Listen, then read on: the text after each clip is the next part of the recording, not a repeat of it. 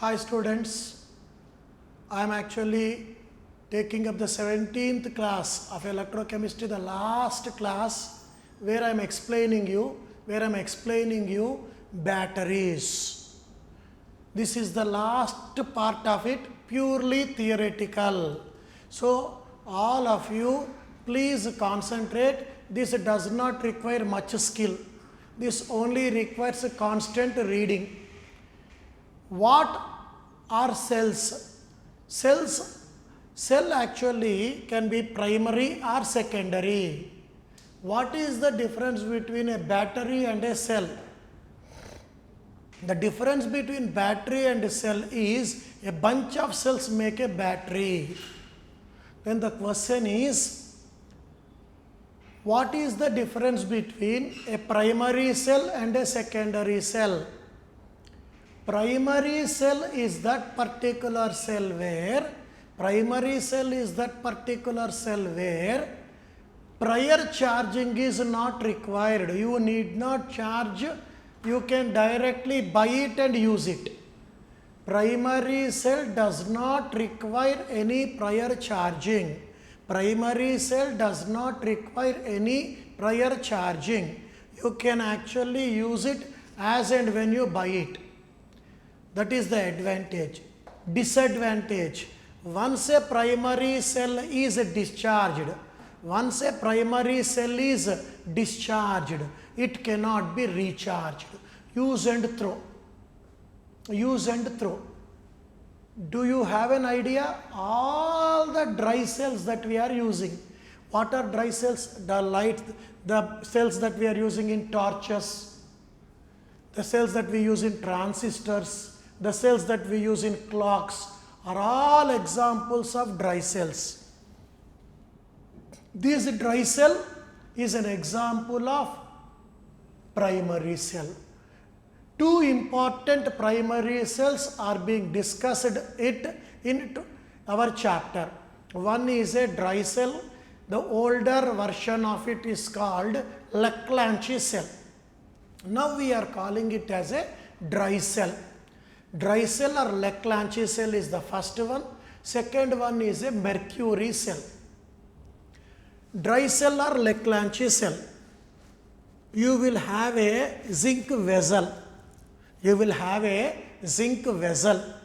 The zinc vessel itself acts like anode. Or negative electrode.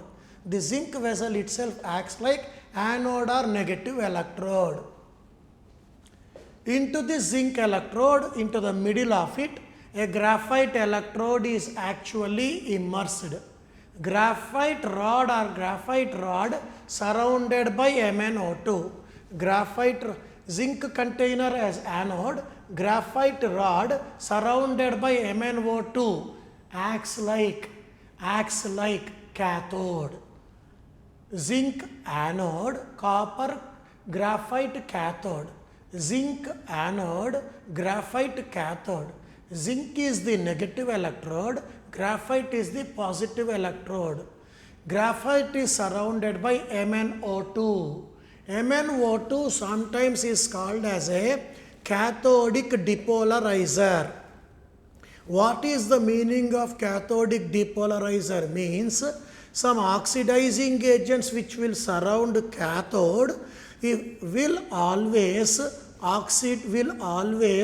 oxidize certain unwanted species. In some cases of the reactions, H plus may get converted to H2, which we don't want in this process to occur.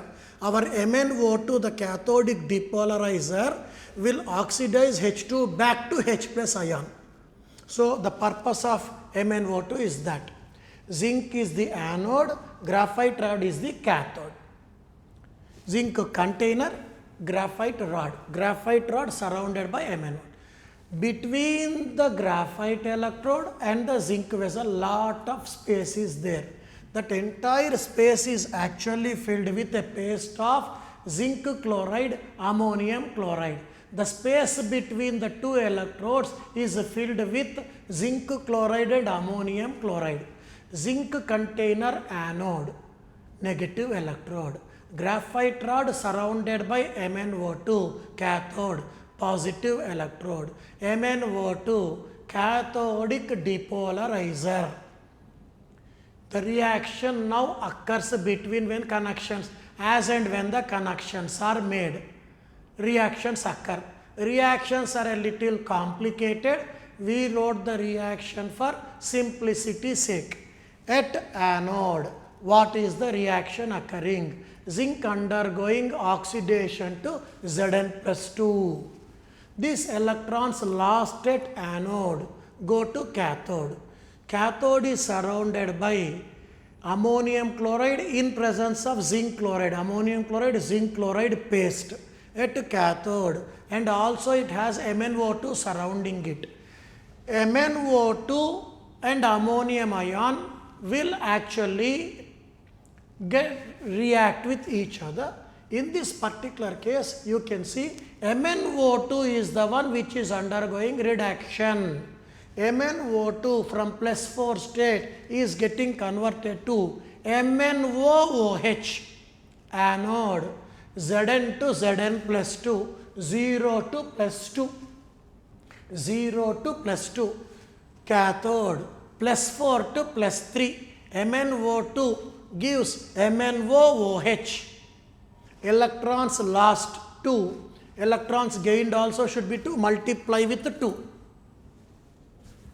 What is the species obtained at anode? Zn+2. What is the species obtained at anode? Ammonia. Here is a problem. Zn+2 so formed at anode will react with ammonia to form a complex. The unwanted, the secondary reaction occurring, giving you a unwanted product here is Zn. NH3 taken 4 times Cl2. This is another problem that we face here. In spite of all these things, the most widely used primary cell is a dry cell. What is its voltage? Its voltage is 1.5 volts. Its voltage is 1.5 volts. Where is it used? In transistors and clocks. What is the second primary cell that I am discussing about? Mercury cell. In this mercury cell, what is anode? Zinc amalgam is the anode. What is cathode? Mixture of HgO plus carbon. What is the electrolyte? Electrolyte is ZnO plus KOH. Anode, zinc amalgam, negative electrode. Cathode, HgO plus carbon, positive electrode. Electrolyte, ZnO plus KOH. What are the reactions? Advantage here. Learn anode. Cathode becomes simple. Reverse it. You can see here also. Zinc of the zinc amalgam is undergoing oxidation. Zinc present in zinc amalgam is undergoing oxidation in presence of basic medium. ZnHgOH minus ZnO water. Now you see cathodic reaction becomes easy. At anode, Zn gives ZnO. At cathode, HgO gives Hg. At anode, ZnO gives zinc oxide. Zinc Zn to ZnO. At cathode, HgO to Hg. Exactly reverse. You see these products I am writing here. Instead of ZnO I am writing HgO. ZnO, H2O, 2 electrons. 2 electrons, H2O. Instead of ZnO, HgO. Technique. Did you understand the technique? Then these reactants here I am writing as products. OH minus, OH minus. Zinc instead of Hg. Zn to ZnO. HgO to Hg. Net reaction. Water, water cancel. Electrons, electrons cancel. Net reaction. Zn plus HgO. Zn plus HgO gives ZnO plus Hg. Zinc plus HgO gives ZnO plus Hg. Net reaction does not have any ions. The greatness of this particular cell is 2 moles of OH ions are consumed here. 2 moles of OH minus are liberated once again. Ionic concentrations are not changing. Ionic concentrations are not changing. That is the reason why cell potential of this particular mercury cell remains constant throughout its life. Since no ionic concentration changes are observed, cell potential remains constant throughout the life. Cell potential remains constant throughout the life, which is equal to 1.35 volts. This is generally used in low current devices like hearing aids, cells that are present in watches. There we use mercury cell. The next part is secondary cell. Secondary cells. What are secondary cells? I just started actually. Secondary cells. What are secondary cells? Let me be very clear about it. Primary cell does not require prior charging. Secondary cell requires prior charging. Primary cell once gets discharged cannot be recharged. A secondary cell once gets discharged can be recharged. I just started actually, but I just thought of telling you the difference. Primary cell, no prior charging. Secondary requires prior charging. Primary, once discharged, cannot be recharged. Secondary can be recharged. Any number of charging and discharging cycles can be done using a secondary cell. So, do we have any examples? Yeah, nowadays we are having rechargeable cells, isn't it? Even other than that also, don't you have secondary cells in your daily life? Like you saw primary cell, dry cell, which are used in torches and transistors, whereas you saw mercury cell in hearing aids and watches. Like that, don't you say yes? What is that car battery that you are using? It should be charged first, used, and then when it is discharged, it can be charged. The inverter that is functioning at home is also an example there. It draws current. How does a secondary cell work? Tell me.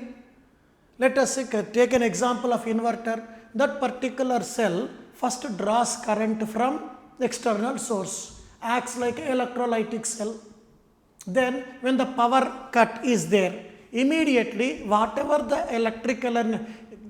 is the electrical energy that it stored, it actually gives it off.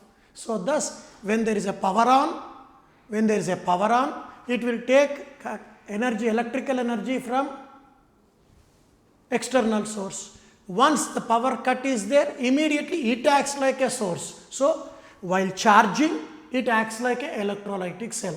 While charging, it acts like an electrolytic cell. While charging, it acts like an electrolytic cell. While discharging, it acts like a galvanic cell. That is the reason why secondary cells are very important, because they can be recharged. Then some people have a doubt.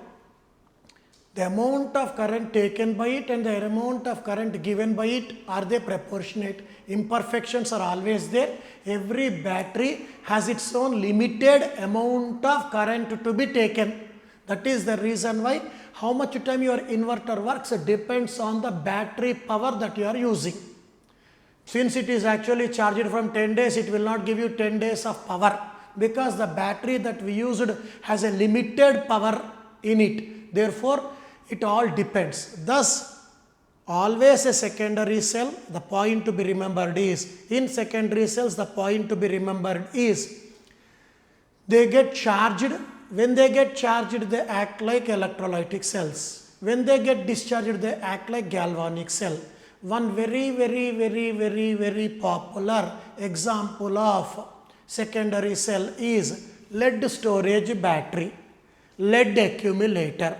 Lead storage battery or lead accumulator. What is the electrolyte taken in lead storage battery? 38% W by W sulfuric acid. 38% weight by weight percentage of sulfuric acid. What is anode? Lead is taken as anode. Lead is anode. Lead is anode. What is cathode? A grid of lead packed with PbO2. Pb as anode, grid of lead, a grid containing lead is packed with PbO2, acts like cathode. Then what are the reactions that we have to study? I wanted you to remember one point. The reactions that I am writing is when it is getting discharged, where it is a source of energy. In the examination, please read the question. What is the reaction at anode and cathode when it is getting charged? Please learn all the reactions that I gave for discharging. For charging, change the reactions. Anode becomes cathode. Cathode becomes anode. Cell reactions get reversed. So please be careful about that particular question. The question may be reactions during discharge of lead storage battery or reactions during charging of lead storage battery. All the reactions that I am writing here are for discharge of lead storage battery. Discharge of lead storage battery. What is the reaction occurring at anode? Pb oxidizes to Pb plus 2. This Pb plus 2 reacts with sulfate. You may ask me a question, where did this sulfate come from? This sulfate has come from sulfuric acid. So Pb to Pb plus 2, Pb plus 2 and sulfate giving PbSO4. Net reaction, lead reacts with the sulfate to give PbSO4. Losing 2 electrons. How many Faradays of electricity? 2 Faradays. Then what is the reaction occurring at cathode? What is cathode? A grid of lead packed with PbO2. PbO2 undergoes reduction. Pb is getting oxidized to Pb plus 2 at anode. PbO2, which is in plus 4 state, goes to plus 2 state. Reduction occurs at cathode. PbO2 also reacts with sulfuric acid, the sulfate ion and H plus ion that are present, giving PbSO4. PbO2, sulfuric acid, gains electron to reduce and gets reduced to PbSO4. Add these two reaction, net reaction. By chance, if you have a little problem in learning the entire reactions which are a little complicated, you can just remember Pb anode, PbO2 cathode. PbSO4 is obtained both at anode and cathode. PbSO4 is obtained both at anode and cathode. So technique, anode, cathode, 2 PbSO4.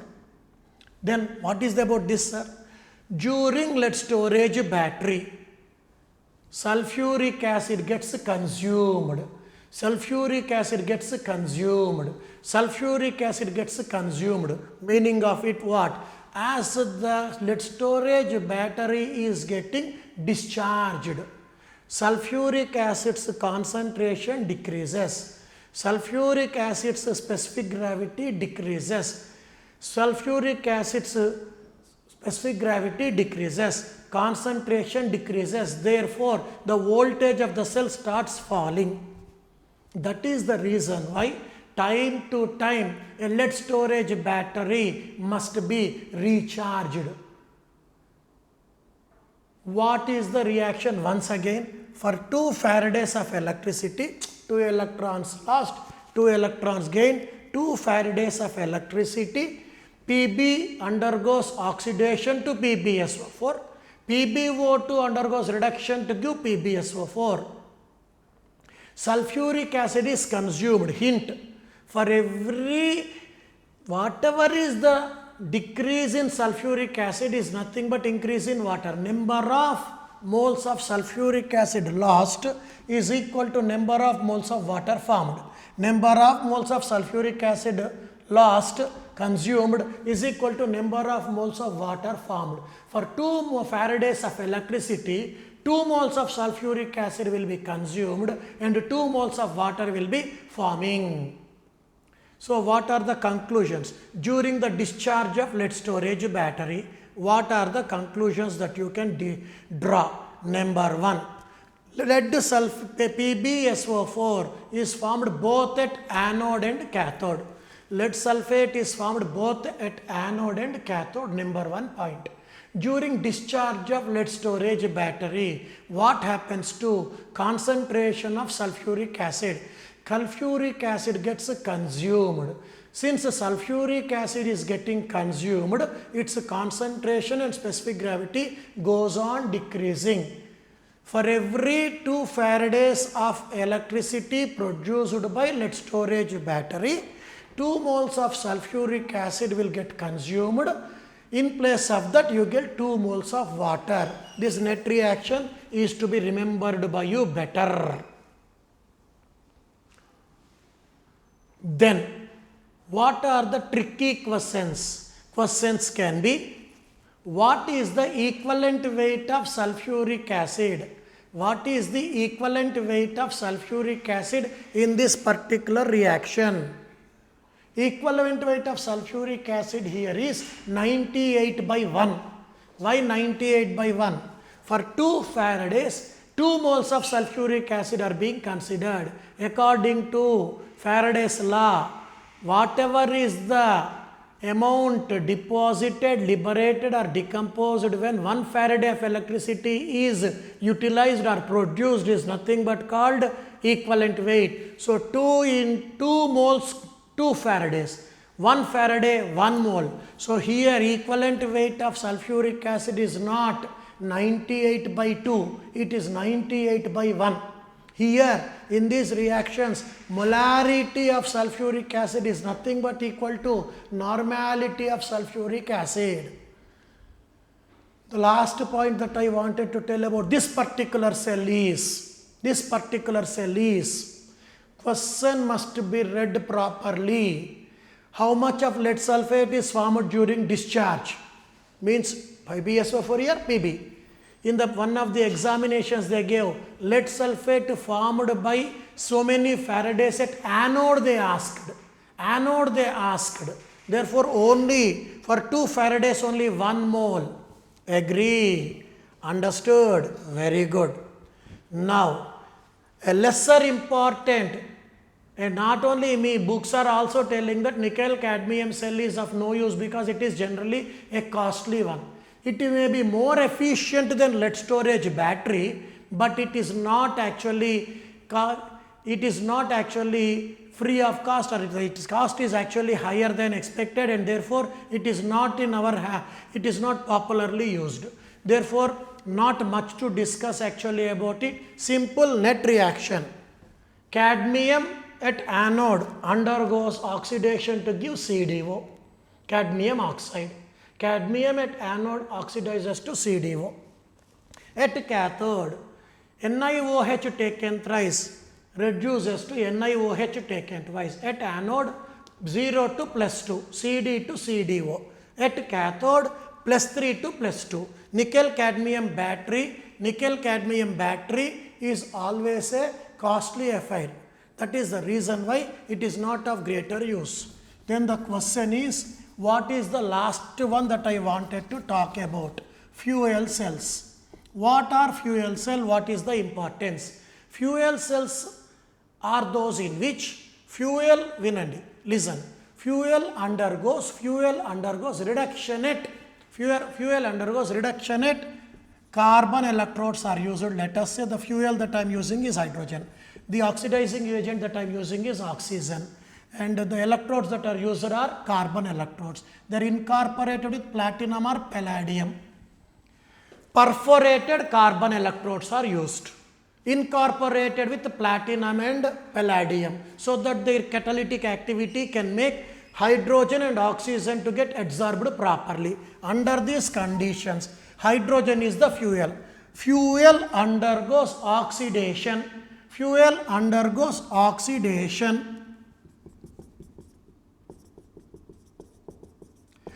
At anode, fuel undergoes oxidation. What is our fuel? H2. It undergoes oxidation. At cathode, O2, 2H2O plus 4 electrons. Now tell me how many electrons here? 2. Fuel, hydrogen is the fuel which undergoes oxidation at anode. Oxygen is the oxidizing agent which undergoes reduction at cathode. Now tell me, what is the principle involved in a fuel cell? In a fuel cell, fuel undergoes oxidation at anode. Oxidizing agent undergoes reduction at cathode. Hydrogen undergoes oxidation. Fuel is actually undergoing oxidation, and at cathode reduction is occurring. 1 minute. Yeah, fuel is undergoing oxidation and oxidizing agent is undergoing reduction. The net reaction is always oxidation of fuel and reduction of fuel. Hydrogen oxidizes and oxygen reduces. Hydrogen oxidizes to water, oxygen reduces to water. Net reaction 2H2 plus O2 gives 2H2O. So, principle involved in a fuel cell is conversion of chemical energy directly to electrical energy. Conversion of chemical energy directly to electrical energy, where fuel oxidizes at anode and oxidizing agent reduces at cathode. In this particular case, hydrogen is the fuel, oxygen is it for 4 Faradays. Is it not exactly the reverse of electrolysis in this case? Yes. Is it a necessity that we should use only hydrogen? No, you can use hydrocarbons. Is it a necessity that we should use oxygen? No, you can use ozone. You can use HNO3. You can use H2O2. What is the advantage of fuel cell? In a conventional cell or a thermal plant, a chemical energy gets converted to heat energy. Heat energy gets converted to mechanical work. Heat energy to mechanical work, efficiency is very poor. Therefore, efficiency of a conventional cell 40%. Here is one example where chemical energy or combustion energy is directly converted to electrical energy. Practical efficiency 70%. That is the reason why fuel cells are advantageous. More importantly, they don't lead to pollution and they work very silently. If the fuel that you are taking is hydrogen and the oxidizing agent is O2, one more advantage is there. Watery vapors are formed. If this particular fuel cell is taken along with an astronaut in an Apollo space program, they have taken it actually. The water vapor can be condensed and it can be used for drinking purposes. And the electrodes, if they are taken in porous form and incorporate platinum and palladium, hydrogen and oxygen being gases can be absorbed so that the reactions can occur very, very easily. The advantage of fuel cell, once again I am reiterating or stressing, 70% efficiency is there in them compared to 40% in the case of conventional cells, because chemical energy is directly converted to electrical energy. Fuel cells work silently. Delta G naught by delta H naught is the efficiency of a fuel cell. Agree all of you? That's all. We completed electrochemistry. Every part of it we try to cover in a better way. Thank you very much. Bye.